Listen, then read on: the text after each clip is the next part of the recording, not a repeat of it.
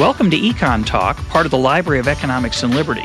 I'm your host, Russ Roberts of George Mason University and Stanford University's Hoover Institution. Our website is econtalk.org, where you can subscribe, find other episodes, comment on this podcast, and find links and other information related to today's conversation. Our email address is mail@econtalk.org. We'd love to hear from you. Today is May 18th, and my guest is Peter Leeson, BB&T Professor for the Study of Capitalism here at the Department of Economics at George Mason University and the author of The Invisible Hook. Pete, welcome to EconTalk. Thank you very much for having me. Our topic for today is the economics of pirate life, the subject of your recent book, The Invisible Hook. You argue that pirate life was pretty orderly. That's not really what we think of when we think of pirates. We sort of think, I think of a bunch of guys running up the rigging, and they've got knives and cutlasses or whatever else they've got in their teeth, and it's kind of like a big boil of fighting and scrumming and chaos. But that's not the case. Well, it's interesting because I think that's certainly part of our popular image of pirates is that they're these, rogues, which they were criminals. And they were highly disorderly criminals, and that's the way that they've been depicted in pop culture, time and again. And in fact, I think that's partly what makes them so fascinating and lovable to us. But at the same time, our views of pirates are somewhat schizophrenic because while we have this notion of disorderly pirate communities, we also in pop culture have this idea of a pirate's code, for example. And one of the things, that the book tries to do is actually to reconcile these disparate ideas that exist in our minds. And it turns out that the idea of pirates as being disorderly, as you referred to, is in fact completely wrong. Pirate ships, it seems, were incredibly cooperative and orderly. They weren't perfectly so, but they were significantly more orderly and cooperative than they're typically depicted. And this, in fact, has its foundations, at least at large part, in this idea of a pirate's code. Part of the thing that was critical for pirates, for their criminal enterprise to be successful, was to somehow be able to stay together. You needed to create some kind of honor among thieves in order for the criminal enterprise to function, to pursue piratical profit. And so a sort of system of what I describe in the book as a system of early constitutional democracy in many ways was the pirates' preferred method of doing so. And the basics of that system are quite straightforward. You have a couple of main pirate officers, the captain being the one that we typically think about as the most important, but in fact an even more important officer was this fellow named the Quartermaster. And both of these guys were popularly elected by the crew. And just as importantly, if they went outside their bounds, which I'll discuss in a moment, if they overstepped their narrowly circumscribed authority granted to them by their fellow crew members, they could be popularly deposed and were readily deposed as well. So you've got a system of democracy to elect the pirate leadership, and alongside that you have an actual written constitutional system that both establishes democracy as the sort of form of the selection of leadership and also the form for the selection of some pirate rules, along with other parts of a sort of pirate code, a genuine pirate code, that was different from ship to ship but had a lot of similarities. And the basics of that code are sort of what you would think a group of outlaws would in fact need in order to remain together and to cooperate. And that consisted of rules that regulated theft and violence. It consisted of rules that actually also regulated things strangely like drinking and smoking and gambling. And why did it do that? Why the rules on drinking and smoking and gambling? I think in large part, what I argue in the book is because those sorts of behaviors were liable to generate significant negative externalities on pirate ships. Normally, if you think about a sort of landed community, smoking may generate some negative externalities. People might not like the smell of the smoke. There may be negative health effects, as we're often told today. But on a pirate ship, the negative externality of smoking was considerably greater than that. You were liable to blow the ship and the crew to smithereens. An early 18th century pirate ship was built of wood and cloth. And so it was highly flammable, and there was a lot of gunpowder on board. And so it was important for pirates not, it turns out, to prohibit smoking in general, but to prohibit areas of smoking. So you weren't supposed to smoke your pipe or dump it, for example, in the hold, which is where the gunpowder would be. Similarly, the other kinds of rules, the other kinds of negative externalities that existed on pirate ships were again a function of the fact that an early 18th century vessel has a lot of guys, especially in the pirates' case, because they had large crews, a lot of guys crammed together in a very small space for a really long period of time. And so a lot of things that wouldn't typically generate conflict between people on a pirate ship would. Drunkenness, gambling, which could lead to fights, for example, gambling for money. Those were the sorts of activities that were very likely to generate conflict among pirates. So, seeking to prevent those sorts of behaviors from undermining their criminal cooperation, pirates regulated them. Now, our image of, I think, of not just pirates but criminals in general is a lot of it comes from Hollywood. So, I think about The Treasure of the Sierra Madre, which is a movie about how cooperation breaks down among thieves. And it's a staple of Hollywood, right? That the thieves betray each other and take a bigger share of the loot than they were expecting or than they were promised. How did the pirates keep opportunism, either by the captain or by individual crew members of the Quartermaster, from destroying their whole enterprise, which would seem to be a major problem? Because I think in the minds of Hollywood, certainly, less in your mind and mine, but I think in a lot of folks' minds, the way you keep people honest is through contracts and laws. And in the pirate case, they have no recourse to those. They've got a lot of guns and swords. So why did it not break down into violence as often as it does, say, in the movies? The key thing for pirates, both with respect to their leadership and with respect to the agreements that they have not to defraud or plunder their fellow crew members, is to make the contracts, which sometimes I'll talk about in a sec, were explicit, other times implicit, to make them self-enforcing.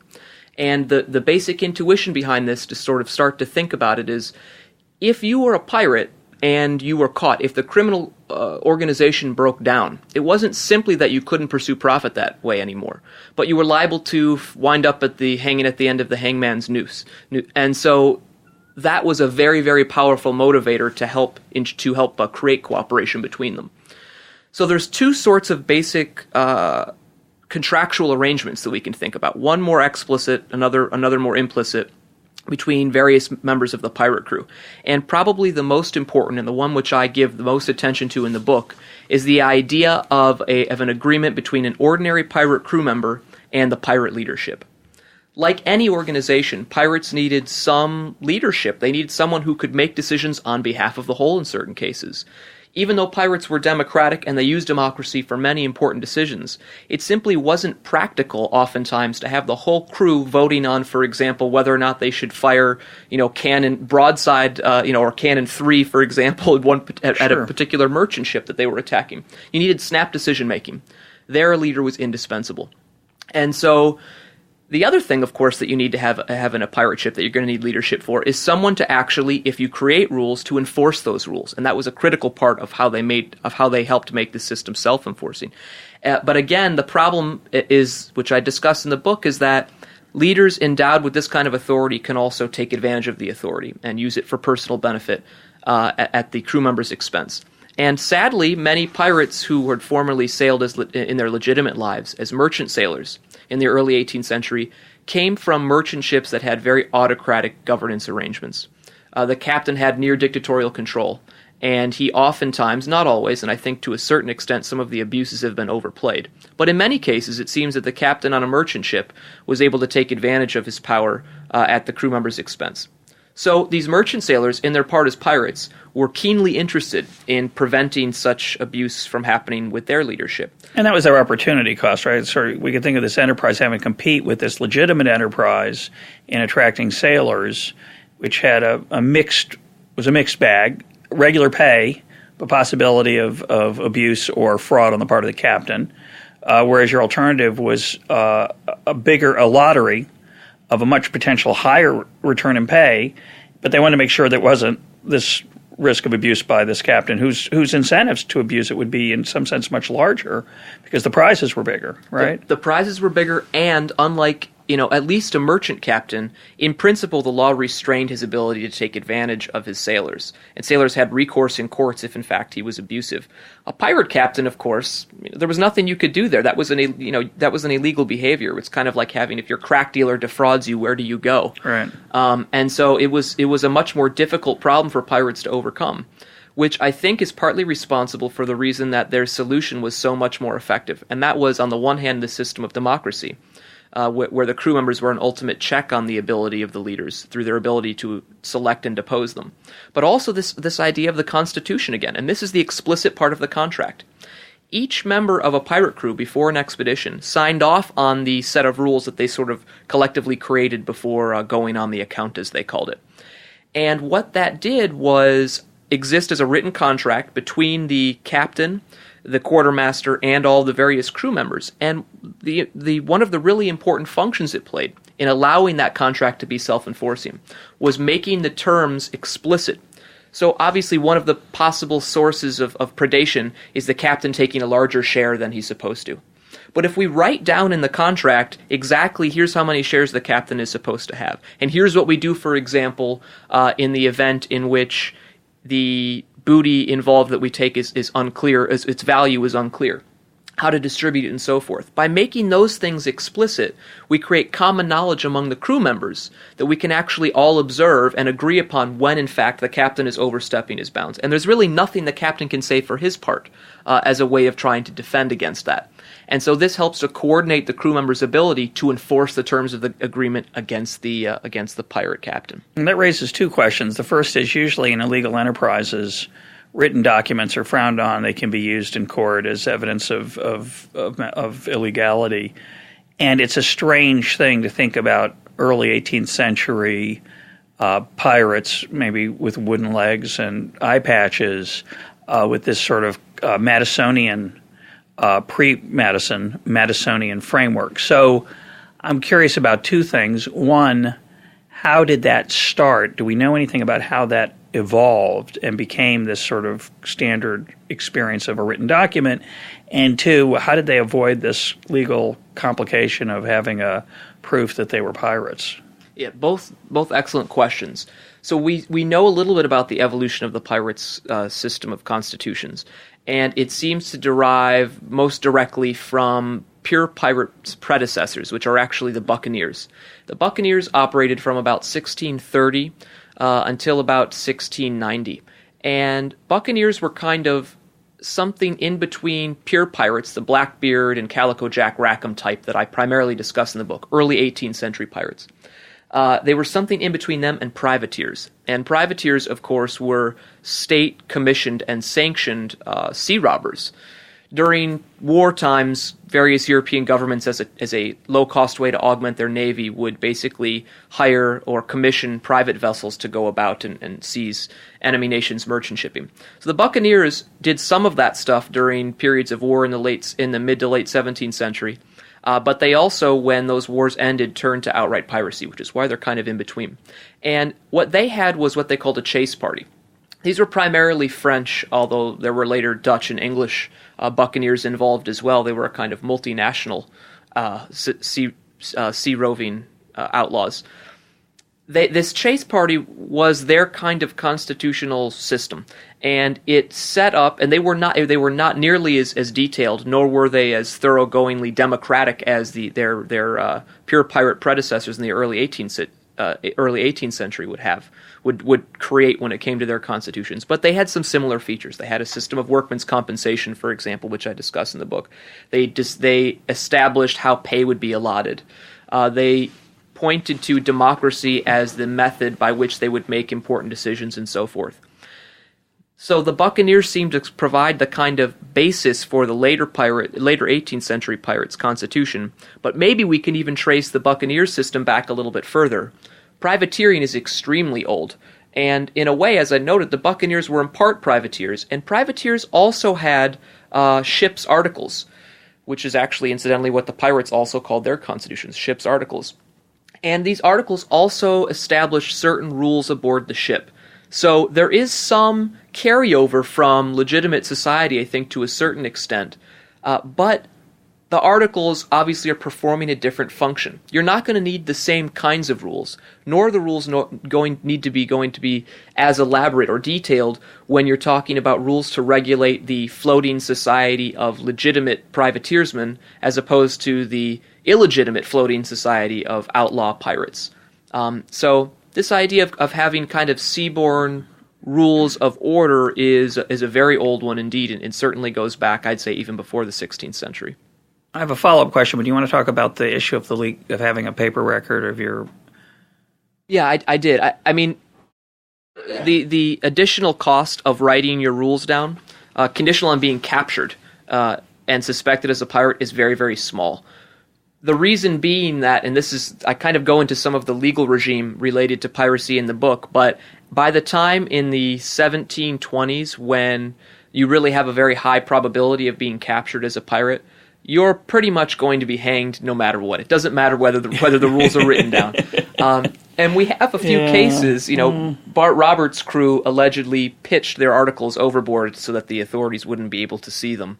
Although this is later recounted by a Bart Roberts contemporary, so they were certainly aware of the articles. And some early 18th century newspapers actually apparently got a hold of some and reprinted them. So what was the timing of all this? In my mind, which is clearly wrong, the captain's on the dock looking at some able-bodied fellow saying, "Hey, come on," little baby a booth. And the guy said, "Well, I want to see the articles." Okay, well, here they are. Oh, that seems fair. I'm in. And then once everybody's in, we say, "Well, let's vote on the captain." But that isn't obviously how it worked.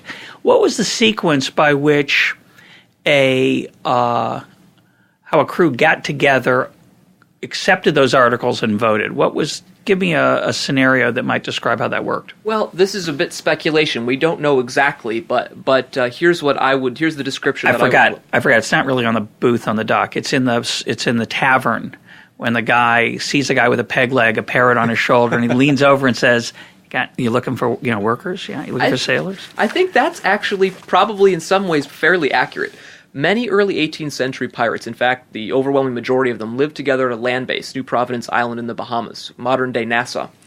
And so what you'd have is this kind of, these various rogues sitting around, and someone would decide, let's get together a crew and go on the account. And it's unclear exactly whether it was in a tavern, although since pirates, we know, spent an inordinate amount of time drinking. It was either a tavern or a brothel. I don't think there was much else in commerce in those days. Very little else, right? There weren't a lot of Best Buys, so, that's where you'd go when you weren't sleeping. That's right, especially if you were a pirate. Yeah. And so it's likely that that's roughly the way that it went down. You have a bunch of guys who kind of talked about getting together a crew, and then they would sit around together, and would sort of discuss what sorts of rules and regulations. Now, they didn't have to reinvent the wheel. Many of them had done this many times before.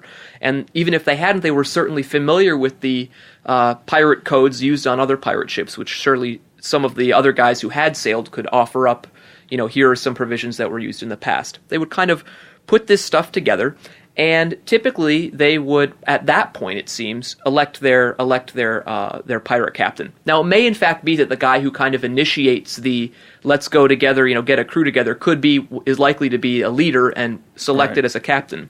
The democracy piece becomes most important when your crew is underway, and if your captain is somehow abusing the Articles of Agreement, you want to be able to get him out of command and elect somebody else in his place. Could most of these folks read and write? Very good question. So most of them were partially, well, I shouldn't say most of them, a good percentage of them were semi-literate. Not enough that they would have been able to chronicle their exploits, which is, in fact, as I talk about in the book a bit, responsible for why it is that there are very few pirate left, in addition to the fact that they're outlaws again, pirate left sort of chronicles. A lot of memoirs. Yeah, I was a Barbary pirate. I think it's a movie, but a good percentage of them, though, were capable of at least signing their name. So that's what I mean. They had basic literacy, and even when they couldn't, they, as they say, made their mark, which is where the X marks the spot kind of idea comes from. But if they couldn't read or write much, those articles probably weren't very. It's hard to argue. You'd think that they were very important. Well, I think this is, again, partly probably one of the important functions of the quartermaster, who some pirate contemporaries likened to, a sort of a Roman tribune whose duty it was to act in the interest of the crew, to make the crew members aware. And we know that pirates viewed these articles as incredibly important, because when anybody wanted to enter their crew, and in fact, oddly enough, even when they conscripted certain members of their crew, they were religious about relaying the articles to the crew member and then actually having them sign off on it. Yeah, there must have been some kind of oral tradition about what was in them. And I think that, and I think, again, some of them certainly could at least basically read. The other thing that actually plays a role, or even if you can, is that pirates, as I referred to a little bit earlier, were a motley bunch. I mean, they came from all different nations, and so you're going to have different languages being the predominant language, which is a problem. And the articles that we have access to were written in English. A large percentage of early 18th century pirates were in fact English, so that makes sense. Was there a clause that past returns were not a good indicator of future results to make sure people didn't get their hopes up too high about? There wasn't anything like that, but there was a clause that often said that asked the signatory to promise to remain part of the crew until a certain sum had been made. And they would tell you what that sum was. And that the idea was, we don't want to kind of get everybody together and then 2 weeks into it you decide the pirating life is not for me, I'm out of here. Or you've made enough money. It's like the guy who quits the poker game at 9 o'clock when it's just getting going because he's won a few hands. Everybody's furious because it ruins the... let's turn to this question, which I thought was very extremely interesting in the book, about how the pirates were able to enforce effort. Because one of the challenges on a pirate boat, pirate ship, is, first of all, the tasks are a little more open-ended. Basically, you're in a war situation, and in war situations, usually you enforce effort through, again, legal threats, court-martial on the negative side. That's the stick, or death. And then on the carrot side, medals and honors and things like that. The pirates didn't have that legal institution. What did they do to ensure that people gave full effort and didn't shirk? They primarily incentivized crew members to kind of give their full effort by giving them bonuses. Especially if you were the first to spot a potential prize, if someone observed you, even though it was difficult to observe, but if you were seen to have displayed exceptional valor during battle, and so on, they would give you an extra share of booty, which was laid out in the Constitution, or they had agreed to ahead of time, or you would get, the best pair of pistols aboard the ship. Who would make those decisions? The who would make the decision about whether a bonus was to be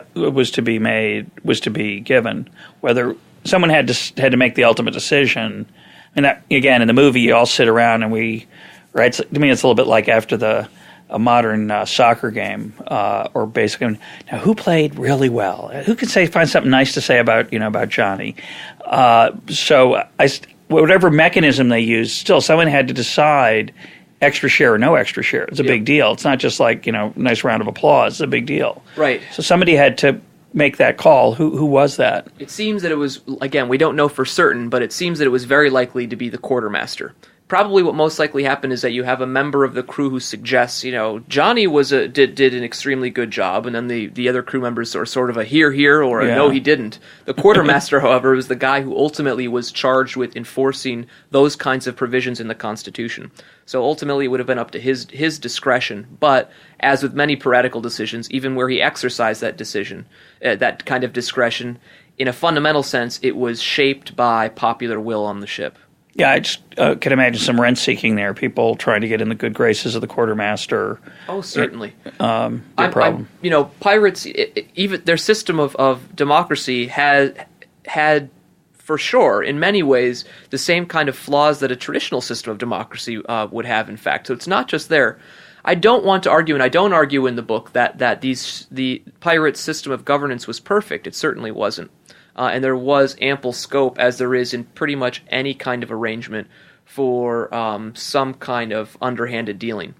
But pirates, compared to their legitimate contemporaries, seem to have been better at sort of preventing some of those situations from occurring. And there was a workers' comp system. Describe that. The workers' comp system was also important as a way to incentivize pirates. The idea being that obviously if during battle you were very likely to get injured, and so you want to make sure, the whole pirate crew will kind of break down if everybody ends up wimping out and free riding, so they're unwilling to give it their all. And so one way that pirates seek to overcome this problem is to create the system of workers' compensation. And the system is very straightforward. If you have your left leg lopped off or blown off by a cannonball, you get a certain number of pieces of aid. If it's your right leg, it's a higher or lesser amount. It could be your eye, your arm, various appendages and body parts, and so forth. And the different values that were attached to these body parts presumably reflected the different value that pirates placed on them in the act of pirating.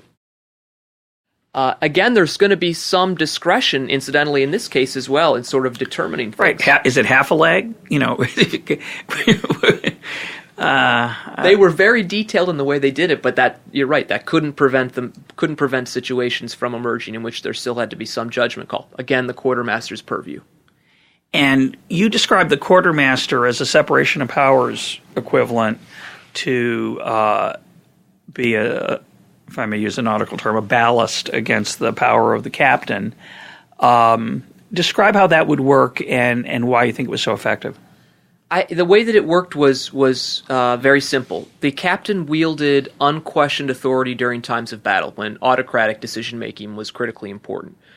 Basically, at all other times, the quartermaster wielded the lion's share of the power on the ship. Now, again, and this is, I think, partly the reason that it was so effective, is that the quartermaster was democratically elected like the captain, but also, while in certain especially smaller decisions, sort of day-to-day decisions, doling out a basic punishment for a simple infraction of one of the pirates' rules, that fell completely under the quartermaster's discretion. No one could really question him in that. But if there was a bigger issue that arose, or if there was likely to be disagreement, a large percentage of the crew, had a different sentiment, or if in fact the pirate articles were unclear in a particular case, or they didn't talk about whether or not the behavior in question constituted a rule violation or not, it was likely that the pirates would get together and kind of form a kind of quasi-judiciary, but which acted in a democratic fashion to kind of try and resolve the thing, and then ultimately the enforcement would be carried out by the quartermaster. So even there, the quartermaster's power had that kind of crew check against it. I think that helped make it very effective, and the other thing that made it very effective was the simple fact that the captain and quartermaster indirectly competed. They competed for the highest office. When an unpopular or incompetent captain was deposed by the crew, it was often the quartermaster who was elected by the crew in his place. Didn't have to be that way, right? But it was commonly that way. Yeah. So they both were kind of interested in playing to the interests of the ordinary crew member, which of course is exactly what the ordinary crew member wanted. Yeah. Well, let's talk about tyranny. One of the themes of the book, which is very interesting and I like a lot, is this these parallels between democratic constitutional government in our lives and democratic constitutional government in these pirate situations. You point out that the guard against tyranny was deposing the captain, and you describe examples where they would maroon him or crew members who misbehaved. Really a horrific idea. Make you the governor of your own island. Yeah, congratulations. I have good news and bad news. The governor of your own island, but it's not Hawaii. But it raises the question of how that mechanism was enforced. And I may have missed this in the book, but my first thought is, and you contrast, by the way, this protection against tyranny with the tyranny of the merchant ship captain, the legal institution where, although it may be exaggerated, there was definitely cases of abuse, either because of sadism or pure opportunism on the part of a captain on a merchant ship who wanted to keep a larger share of the food for himself or whatever the case might be. And in particular, you talk about real physical abuse, the cat o' nine tails, and sometimes the death of crew members from overly disciplining captains on merchant ships.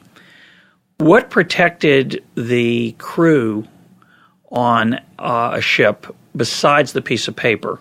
I have my own thoughts, kind of obvious thoughts, but I want to hear from you. I think it was the crew member sentiment. the captain was but one guy who had, unlike a merchant captain, had no formal backing.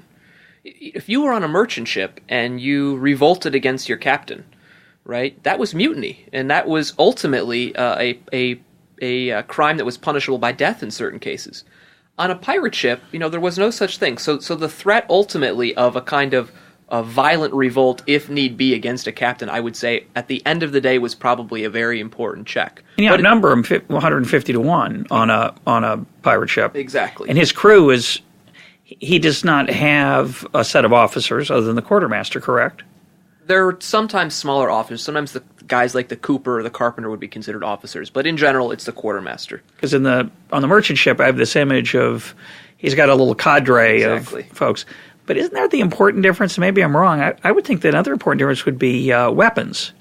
Don't all the pirates on the crew have lots of weapons, and on the merchant ship they don't have any? Well, I think on a merchant ship they probably, and this I actually don't know as much about as I probably could, but I think there was certainly access to weapons ultimately. Sometimes they were locked away, so what you'll see with some mutinies is actually... Yeah, to get into the weapons. That's get into the weapons, yeah. But on the pirate ship, are they locked away? No, they are certainly walking around with cutlass and pistol. Yeah, because that would seem to me, it just reminds me a little bit of speaking of the Constitution of Second Amendment, to me the non-monopoly on force, the competitive role of force on the part of the people is an important check on the tyranny of the sovereign. Certainly. You're absolutely right. I think that's very much true.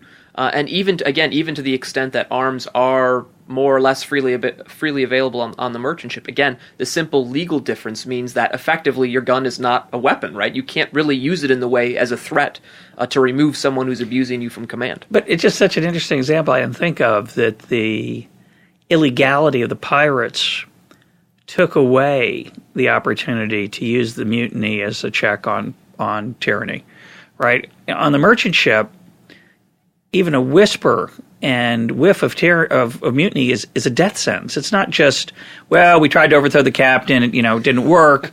Right. And if you did overthrow the captain, you had to go run away. Yep. You had a very unclear path of you had to try to make the case that the captain, if you came back to civilization, you had to try to make the case the captain deserved it, right? There were some cases, I assume, where people avoided the death sentence of a mutiny because they could make the case the captain was a sadist or whatever. There were, but it was tough. And in general, the law, I assume, would be very eager to side with the captain. Exactly. Because otherwise you got a real problem. And this is, in fact, why a decent-sized percentage of mutinies on merchant ships actually end up going pirate. That right. was, in addition to recruiting through overtaking prizes, that was probably the second most important way that pirates recruited new sailors. But in the pirate society, the threat, the captain says, hey, this is mutiny. He's got no leverage. It's just, it's nice. It's an interesting flip side to where the illegality leads to more order, in the sense that it destroys the opportunism potential for the captain, at least to a large extent. Absolutely, and that's not the only case. I try and argue in the book, that's not the only case where the very criminality of pirates is in fact responsible for a desirable, if we want to put it that way, part of their system. The whole system of democratically elected, and in fact constitutionally bound leadership on pirate ships, I argue in the book, is again a function explicitly of the fact, particularly of the fact that they're outlaws. Merchant ships can't go this route. There's a lot of people ask, well, if this system is so good for pirates, why didn't we do it? Because what is efficient, what is profitable, depends upon your economic circumstance. The fact of the legality of merchant ships meant, for example, you weren't stealing the vessels that you were out there on. Instead, it was landed merchants who provided the capital for the ship. And I argue in the book that this created a principal agent problem. So you couldn't have the ownership group, the landed merchants, saying, yeah, sure, crew members, when you get out there with our ship, which costs tons of money, by the way, pick whomever you want, do what you need to do, it'll all be fine. They want to select because you'll want the trip to go well, and which they do up to it. They don't want to sink. They have some shared interests. Yes. But the essence of a principal agent problem is that the interests of the principal are not always aligned with that of the agent, and therefore you've got a governance problem. And here they diverge in important ways because sailors are paid on a wage basis, for example. So they're not legitimate sailors. Legitimate sailors, right. And so, to guard against, to protect their interests, they basically create, these autocratic captains who are selected by them. Pirates, in contrast, because they're outlaws, don't have external financiers. So how do they get their ships? They steal them. And this is why, as one pirate historian puts it, and I think is a very accurate phrase, he likened a pirate crew to a seagoing stock company. It's a co-op. It's a co-op / employee-owned. It's an employee-owned venture. Yeah. Yeah. Yeah. Which, again, as I try to point out later on in the book, is also not evidence. In the same way that we shouldn't look at merchant ships and say, shake our finger and say, oh, they should have had this democratic organization. Wouldn't have worked for them. Would have led to unprofitable merchant shipping. We also can't conclude from the success of, if we want to call it the workers' co-op model on a pirate ship, that therefore this is how modern legitimate businesses in general should be organized. There are costs and benefits to all sorts of different organizational structures, and given pirates' particular economic enterprise at the time and in the place they were operating, that was the most sensible. It wouldn't make sense to organize Walmart on that basis, as some people seem to want to do. Well, but they do. Walmart is organized partly on that basis in that, like many successful businesses, they encourage an ownership in the entire enterprise to reduce free riding. Absolutely. So, and this is one of the kind of lessons for modern firms that I point to in the book, right? We see firms engage in a whole bunch of different things, one of which is to give you, stock options, give you part ownership as a way to try and resolve the principal agent problem. But the correct solution to the principal agent problem is going to differ in particulars instance by instance. So we can't, the important takeaway is that understand there are principal agent problems. You can't perfectly overcome them in any case, but profit-oriented firms have strong interests in resolving these problems to the efficient extent, if you will, to the point at which the marginal cost of doing so equals the marginal benefit. And the particular methods that they use to do that are, again, a function of their particular cases. Before we leave this topic of free riding, I want to mention an example that Mike Munger gave in the podcast on the nature of the firm, which came to my mind when I was reading this section. You talk about how you don't want an autocratic, tyrannical captain, so a guy who acts that way is going to get deposed. He's not going to get elected in the first place, right? You don't pick a sadist for your captain and give him any authority at all. But Mike tells the story, which I think he got from a Stephen Chung article, of people hauling a barge up the Yangtze, and they pick a captain who's kind of brutal, because when you're hauling that barge, you don't want any shirking. And so you might decide you're not going to shirk, but you're worried about your neighbor shirking, so you're willing to tolerate you're going to pick a very aggressive disciplinarian for your captain, the guy cracking the whip or beating the time on the rowing or whatever you want to call it, to make sure that the whole enterprise finishes quickly. And in that situation, those people were not, if I remember correctly, they're not wage people. They're people who are banded together to get this barge up the river. Mm-hmm. They're hauling it by hand, over their shoulders, and they really want to make sure that nobody shirks. You seem to suggest in the book that these captains were very the word that comes to mind is enlightened, or touchy-feely would be a little too strong, but had a certain were nothing like the captains we think of who were the mutiny candidates. And yet the Chung story suggests that maybe every once in a while you'd want one of those. What do you think of that? Well, if that's the impression that I give in the book, that then I would like to say that it certainly is true that there was a certain part of that. There's a famous story about Blackbeard, who inviting one of his favorite crew members, into a cabin, and I think they're playing a game, or maybe just having a conversation, and underneath the table, Blackbeard discharges his pistol and shoots the guy in the kneecaps. And the guy, when he's kind of on the floor, is like, why the hell did you do this? And Blackbeard is said to have commented that he did this to remind everyone kind of what he was capable of. So there are cases that, things that happen like this. And Blackbeard, of course, I'll presume that he was, as the reason we know of him is that he was very successful. And obviously, if you're a great leader, you can extract some rents from your crew. Certainly. Bill Belichick can get his crew to work harder for him than say another captain could in football because they think there's a big return. So to be allied with a really great strategist, you'd be willing to sacrifice some autonomy maybe, or take a lower wage for a higher chance of winning. Absolutely. I think that's exactly right. But at the same time, I don't think it's quite right to say that you're going to want to select a captain or a quartermaster, for that matter, who is kind of arbitrarily violent. I mean, psychotic or psychotic. You do, incidentally, want to select a captain who has a reputation to a certain extent, not for quite being psychotic, but as being perceived as, in some ways, maniacal, which I discuss in the book. But the key thing, what you want is a quartermaster, for example, who's going to enforce the rules. You don't want a quartermaster who's going to let you kind of slack off and do whatever. So your interest as a crew member is to not get a quartermaster that lets you sit on your laurels. It's one who will actually enforce the rules. Those rules were created, after all, by the pirates to maximize profit in the first place. But part of the reason, and I suspect in the Chung case, part of the reason that this is sensible in this instance is, again, because the reason crew members have this interest is because they are being implicitly, their pay is a share. It's not a fixed thing. If your wage is a fixed wage, so independent of how successful we are, I get paid the same, then I don't have that interest anymore. But I'd also, my presumption, and tell me if I'm wrong, my presumption is that in the barge case, the task is straightforward. The goal is very clear. It's to get the barge up the river as quickly as possible. In the pirate case, unrelenting effort is not always the best policy. You need wise effort. You don't want everybody to go scrambling over the deck, under the lash of the captain. You want a captain who is thoughtful about. Let me say it differently. Shirking is a different order. Shirking in the barge case is pretending to pull when you're not pulling.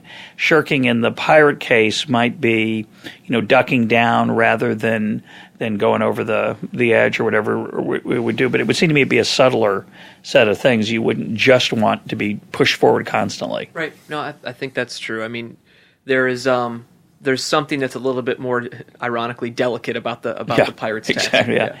Let's talk about the Jolly Roger, the skull and crossbones.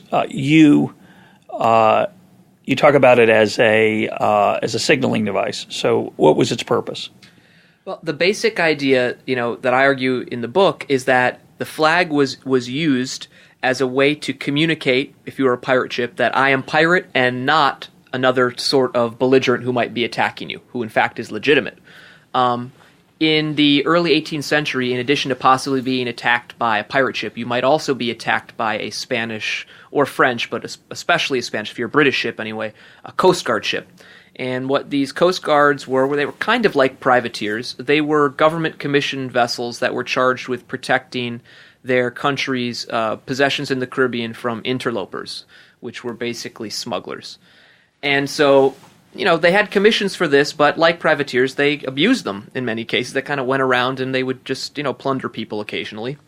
And the thing was, despite the fact that they operated in this kind of legal gray area, they weren't pirates. And what I argue in the book is that, just like privateers, it seems that they were also restricted in how they could react to a merchant ship that resisted their advances. They weren't, it seems to me, for example, allowed to wantonly brutalize crew members after the crew members had, cried out for quarter, said basically, I surrender. This is different from if you're being attacked by a pirate ship. If you're a merchant ship being attacked by a pirate ship and you resist the pirates' attack, the pirates are outlaws. They can do anything they want to you. And in fact, they did if you resisted them. As I discuss in the book, they did some very, very brutal things. This is important for pirates because in order to cash in on the kind of greater scare factor of being a pirate then, you need to somehow communicate that you're an outlaw and unconstrained as opposed to being a Coast Guard vessel. And if you're on the sea, in the early 18th century, the ships are looking pretty much the same. These are all merchant pirate ships were just stolen merchant ships. Coast Guard vessels were basically also just like merchant vessels. So you can't kind of, with your eye see what's going on differently. And all these different ships, they weren't stupid. The pirates, the merchants, the Coast Guards, they carried flags of other nations. And so they would kind of try and trick you to come to with their flag. So they didn't fly the Jolly Roger 24/7. They didn't fly that. Nope. In fact, the smart thing to do if you were a pirate and you were, coming up on a potential prize was to try and get an idea of what nationality you think that crew might be from. And, your best guess might be the flag it was flying, although the merchant ship could be flying a false flag as well. Yeah. But if you saw, a French flag, you would haul up a French flag, because what happened? A lot of times in the early 18th century, the friendly ships would stop near each other and kind of, communicate information, exchange help if need be, and so on. And so this was a common ploy that pirates used. And so they would haul up the false flag to kind of bring you near, and then as you got near or as they approached you, sort of at the last minute, up would go the Jolly Roger. And at that point, if you're the merchant ship, you don't have a whole lot of choices. You could try and run, but the pirates, typically their ship, would take a merchant ship, and they would basically refit it to make it faster and more agile. And it was also much more heavily armed. Merchant ship was carrying cargo, not a lot of guns. Pirate ship had a lot more crew members. Many, many more crew members. Average early 18th century pirate ship had about 80 crew members, whereas the average 200-ton early 18th century merchant ship only had, maybe a dozen. Because all they have to do is keep the boat afloat. Exactly. Whereas the other guys are going to try to storm you. Yep. And so pirates have all these guns. You only have cargo, basically, only a few guns. So they kind of had you, caught in the water, so literally. But what's the big deal? So they show up with their French flag and they say, just kidding, we're pirates. Why do I need to put the Jolly Roger up? What's the point? You need to put up the Jolly Roger because if you don't put up, I should have mentioned this earlier, a very important part of the cost of piracy, something that clearly affected their profitability, was whether or not the merchant ship resisted them. If a merchant ship resisted, and so you have this brawl between the two, the pirate ship could get damaged. Since it's stolen, that's going to actually negatively impact your ability to get a new ship to engage in your plot. Your crew members could die. In fact, you might even damage the prize, the ship you're trying to overtake, or ruin the cargo. All these things undermine pirates' bottom line. So they really wanted to avoid violent contests with merchant ships. In fact, almost everything pirates did was directed, up till this point, was directed at trying to peaceably get merchant ships to surrender to them. So that's why it's important. And what happens is, if you don't go up the Jolly Roger, the merchant ship might think, oh, it's a Coast Guard ship. Well, why not resist the Coast Guard ship? Because the Coast Guard ship, even if I resist and I lose and I have to surrender, they can't really punish me, so to speak, for doing so. In fact, they probably did to a certain extent, but they couldn't punish you as harshly. At least in principle, they were limited. If it was a pirate ship, you would think twice, maybe 3 times about resisting. Not only because you were very likely to lose because it was a much stronger ship than yours, but also because you know that the pirates can exact a horrible retribution on you for doing so. So you're less likely to resist the pirate ship than you are the Coast Guard. So why can't I just tell them it's a pirate ship? Why do I have to put the flag up? And why couldn't a Coast Guard ship run up a Jolly Roger that wasn't a pirate? Well, I think the telling thing is something that they had speaking trumpets, right? You can do it, but I think the flag is just another way to communicate from a further distance. Mm-hmm. The more important, I think the better question is the second one that you raised, which is why is it that the Coast Guards don't do this? And what I argue in the book, the reason that the Coast Guards don't do it, which is to say the reason that the Jolly Roger was largely, although it wasn't perfectly, largely an effective signal, was that the cost of flying the Jolly Roger was much higher for Coast Guard ships than it was for pirates. Why? The reason is that pirates are already outlaws. The skull and bones imagery is a emblem of piracy. Right. If you are caught with that is thug. It says, "I am a thug." And they would hang the flags. They would have the flag out at the trial for everybody to see, and we're condemning pirates. Everybody knows what that means. The Coast Guard ship is officially a legitimate ship. Right. If it flies the Jolly Roger, it has now stepped outside those bounds, right, and it has become illegitimate, which means that now, for example, British colonial officials can send out warships to hunt and track you down, and ultimately, if they catch you, hang you as a pirate. Just I was kidding. It's just a way to reduce transaction costs. So let's. It's clear that avoiding violence is always a good idea if you can get what you want peaceably. So let's talk about a merchant ship that surrenders peaceably, sees the Jolly Roger, says, "Oh well," because of course we've got a big principal agent problem there. Really eager to give in, right? It's an interesting question for the principal. The merchant investors, the land-based folks, they don't want their cargo stolen, but they don't want their capital damaged either, right? So they really don't want. I don't think they want to fight unless they have an unusually precious cargo. So it'd be interesting. I don't know. Did they tell their captain? Did they put incentives for their captains to fight or not to fight under attack? The only thing related to this that comes to my mind is that ultimately, and I'm trying to remember, I think maybe about around 1719 or the early 1720s, the government actually, maybe it was 1721, British government passed a new law that said if you're a merchant ship, this is how effective the pirates' Jolly Roger system was. They said if you're a merchant ship and you're armed and you do not attempt to defend against the pirate attack, then in fact you are subject to prison time and wage forfeiture. So this suggests a couple of things, right? First of all, the merchant ships are overwhelmingly surrendering. Yeah. So it seems unlikely that the landed merchants who own the ships are at least effectively able to get these guys to surrender. And it points to the effectiveness of pirates' basic policy. There's two parts to the Jolly Roger flag, and this is another reason why I think pirates aren't simply yelling this through the speaking trumpet. It would take too long to explain. The flag communicates two things. It communicates, I'm an outlaw, and if you resist me, I will brutalize you. But there's a kind of sunny side to this promise. If you submit to me peacefully, in order for this strategy to have worked, this is what pirates had to do, then I won't do that to you. Right? And so this is in fact... It's a tough promise to keep. Well, that one is actually the tough promise to keep this is such an interesting thing in my mind. The tough promise to keep, perhaps counterintuitively, is actually the one where I follow through on brutalizing you. The one where I don't brutalize you is not, if you submit to me, is not costly. Brutalizing prisoners is costly. Brutalizing them is not. So it's actually... Unless you're a sadist. I mean, presumably some people must have enjoyed being tough on people. I think some people did, but one of the, themes and arguments that I push very strongly in the book, and that I want to push, I'll push, here now as well, is that there is no evidence in my mind to suggest that a higher percentage of the pirate population was sadistic than a regular society. We need to get out of our minds this notion of pirate exceptionalism. They were not somehow inherently more sadistic, more brutal, more democratic, more rule-following. Notice again the kind of contradictions, but these are our images of them. They were just rationally self-interested economic actors. And the unique and largely entertaining result, or behaviors that they engaged in, are the result of rationally self-interested behavior in the particular context they operated in.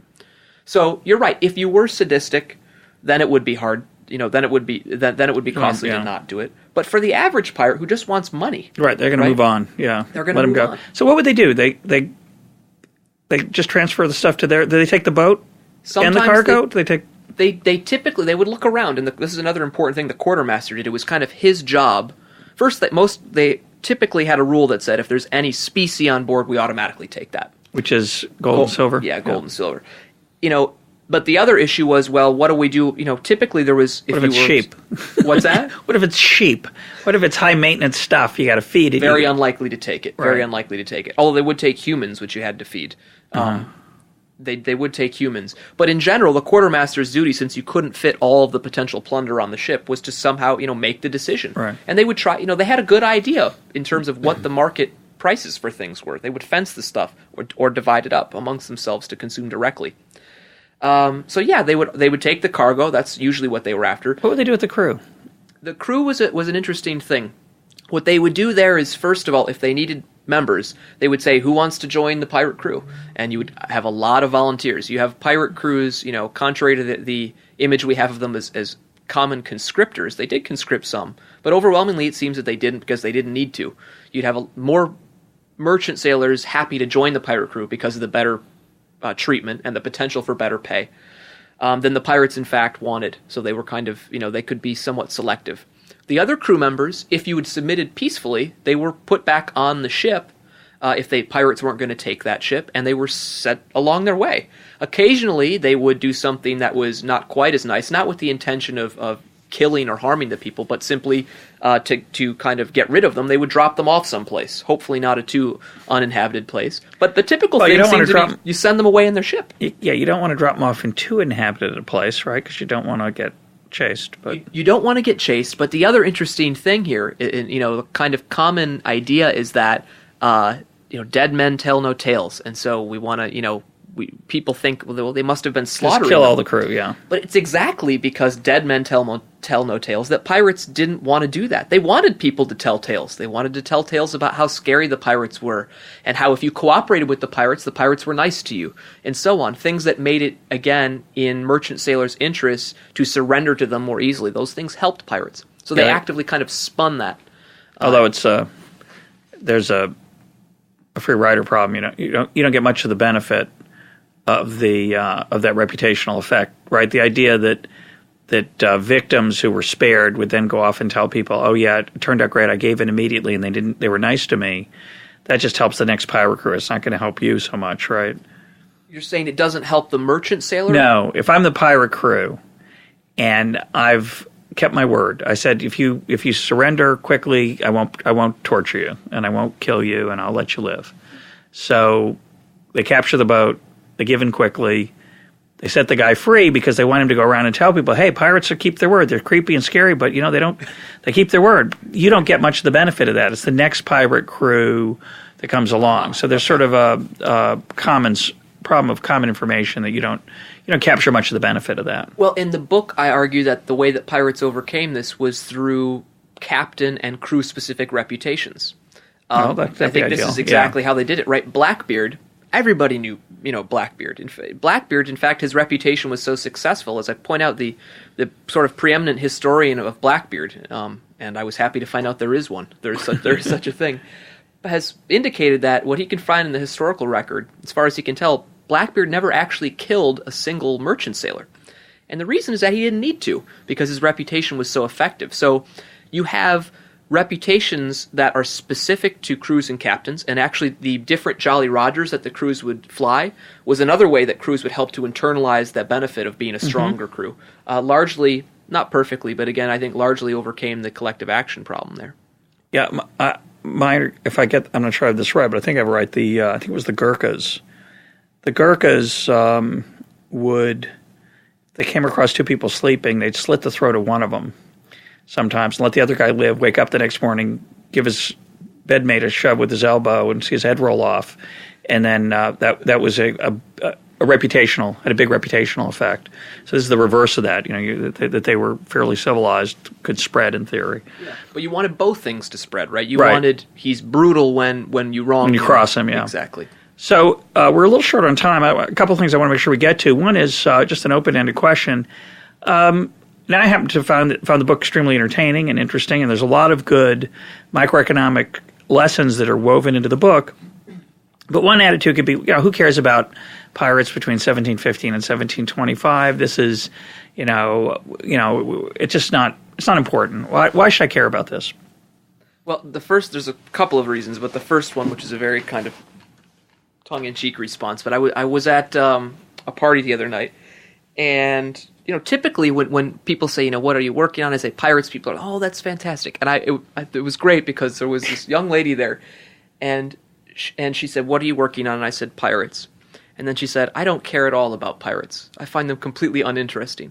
And I said, do you have a pulse? And that's my first answer. So if pirates don't get you going, yeah, no, it's true. Well, that Johnny Depp has really helped, I think, create the market for this book. And Keira Knightley hasn't heard either. So it's there is a certain inevitable romance that we have about pirates. And I think, what I argue in the book, and this is my real answer to why I think they matter. Which is bizarre, by the way. It's a little bit like having romance for communism, right?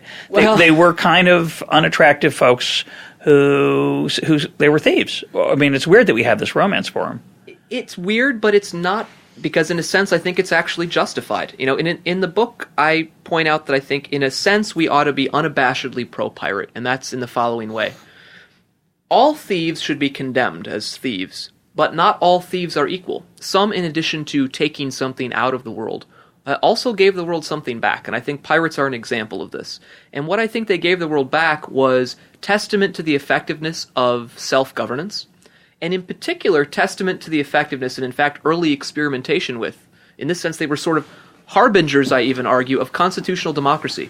You've got to remember that what pirates are doing is quite remarkable for the time in which they're doing it. They are experimenting with a system of checks and balances, separated powers, and so on, more than half a century before Madison puts pen to paper.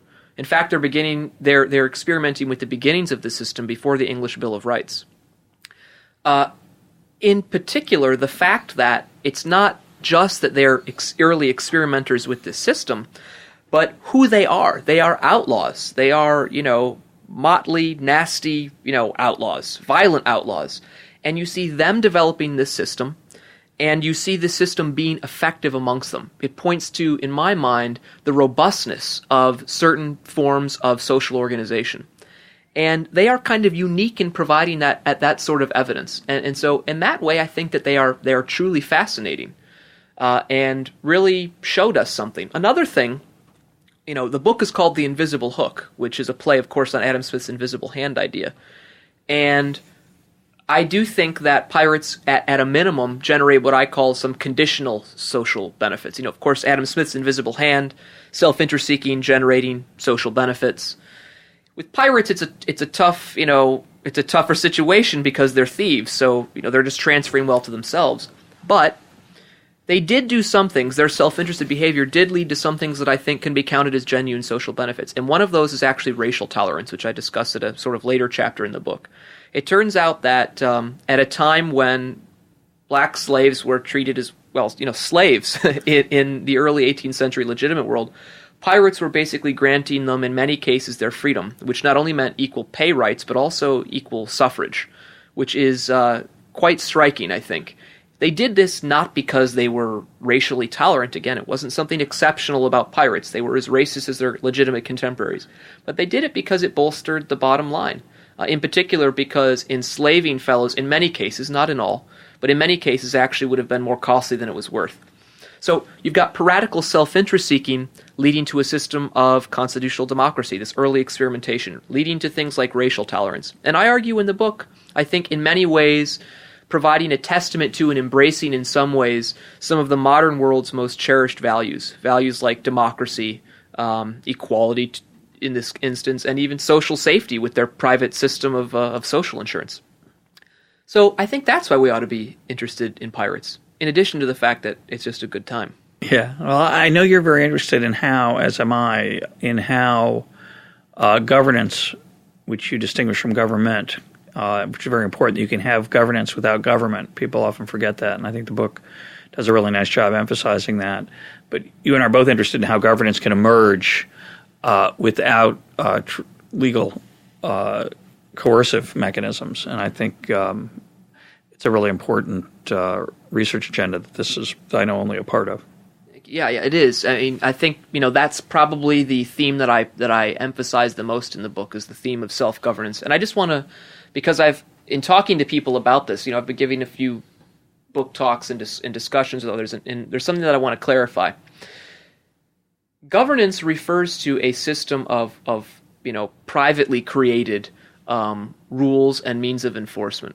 Sort of spontaneous order certainly can be a way of generating governance, as opposed to that top-down creation of government, which I distinguish. But the following thing is an example of governance. If I agree not to steal your shoes, I agree to that, and we have a third party who's like our quartermaster in this room, and then I steal your shoes, and I also agreed that if I stole your shoes, I would be subject to the punishment of 15 lashings from the quartermaster.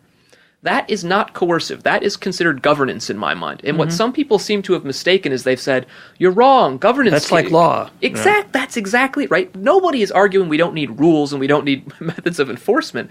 The issue is, how do these things emerge? And critically, from my perspective, are they voluntarily agreed to ex ante or not? And if I agree to punishments and then I am punished under that, even if the punishment involves violence, which of course at the time I don't want to have happen to me, but I agreed ex ante to it, that is a voluntary a system of governance. And so totally agree. I've run into people, I actually read... I understand it could be difficult for people to understand, but... Yes, but this is a crucial thing, because... Well, the reason it's important is that when we have the coercive power of government, people say, well, it's a social contract. That to me means it's not a contract. Exactly. But if I sign a piece of paper and I say I'm liable for these damages and you can collect them, whether it's a physical corporal punishment or a fine, I agreed to it, and I chose to be part of the enterprise. I wasn't born into it. Although I guess Pirates of Penzance would be an exception to that. But anyway, before I forget, I want to ask you two more closing things. One is, these are all really interesting stories, but as you pointed out earlier, most pirates didn't keep a lot of diaries, journals. They didn't write a lot of memoirs. How do we know what we know about pirates, and how do we know it's even vaguely reliable? Where do we get our information that you've been talking about? There's a couple of main sources. I think the two kind of kings of which I point to in the book of the primary source historical record are actually two books. The first was a genuine chronicle by a buccaneer, no doubt in part because of the quasi-legitimacy of the enterprise. Alexander Excamelin, a Dutch buccaneer, chronicled some of his exploits and social organization. Historians rely on this, highly reliable. There was some debate at one point about who the author was, whether or not it was actually this guy or Shakespeare. Guy. Yeah, it could have been written by Shakespeare, even though most of Shakespeare isn't written by Shakespeare. So I love author debates. Yes, yeah. that has happened very much so between this and the book that I'm going to talk about now. So that's the first one.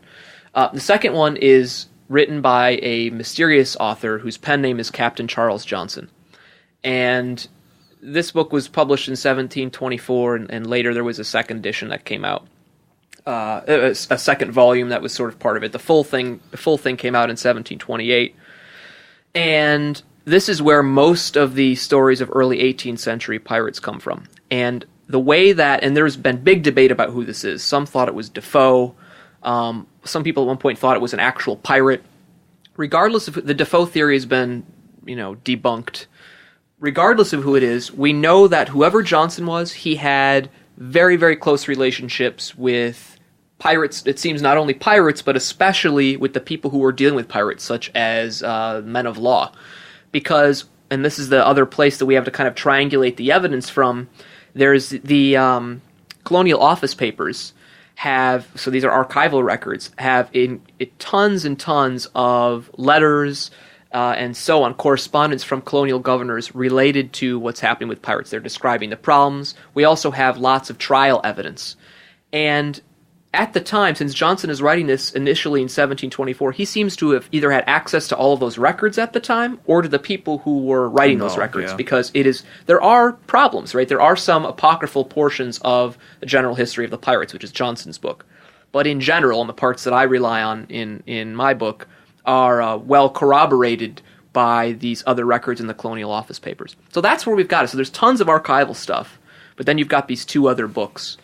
The archival stuff also has some of these evidence of these articles and the kind of behavior that you're focusing on. The articles come from two primary places. One is Johnson, who relays, I think, 3 examples of pirate constitutions in the book, and the other main one is actually, which is another important source, which I should have pointed to, is early 18th century newspapers. And there we have corroboration of an important pirate constitution that appears in both places. And again, it appears that basically what Johnson had access to was either that newspaper article when it was coming out, or the guy who wrote the article, or the pirate whose ship it was on. Because it's basically repeated almost verbatim.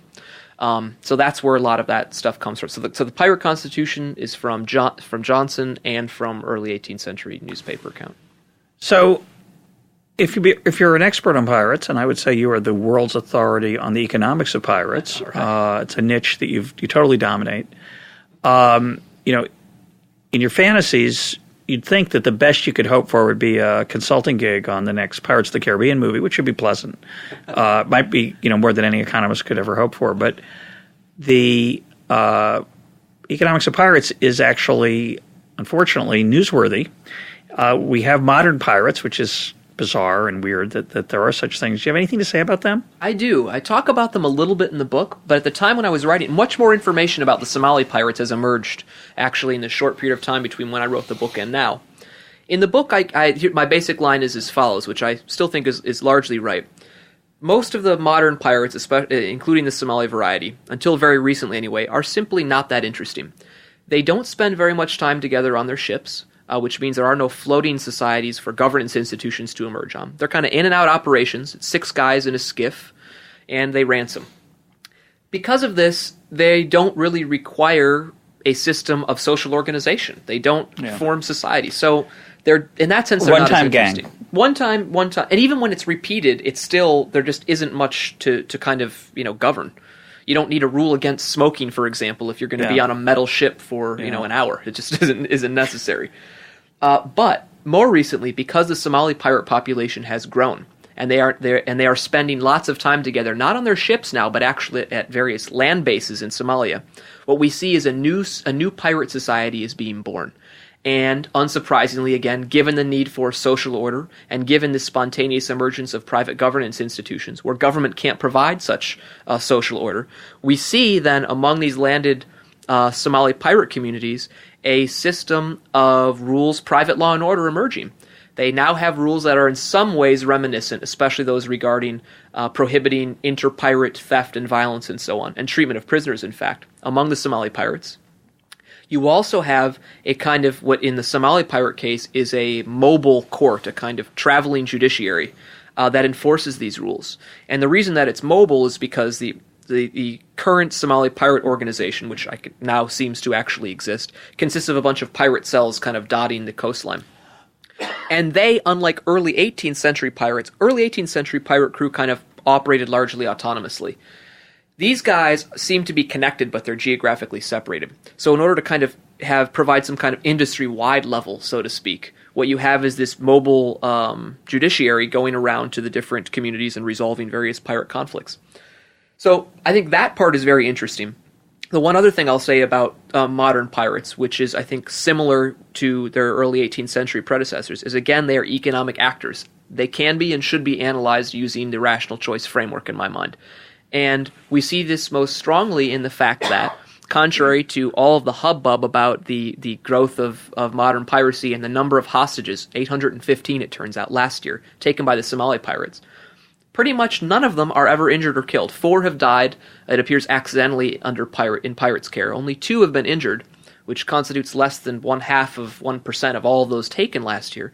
And the reason is not because Somali pirates are nice guys, it's because dead and injured prisoners don't fetch a ransom. It's not in their financial interest to harm these guys. So we again see the invisible hook generating at least some kind of conditional benefits, even in the modern pirate case. It's not that you want to be overtaken by pirates, but it's better to be overtaken by a greedy pirate than one who doesn't care about money. My guest today has been Pete Leeson of George Mason University, author of The Invisible Hook. Pete, thanks for being part of EconTalk. Thank you very much.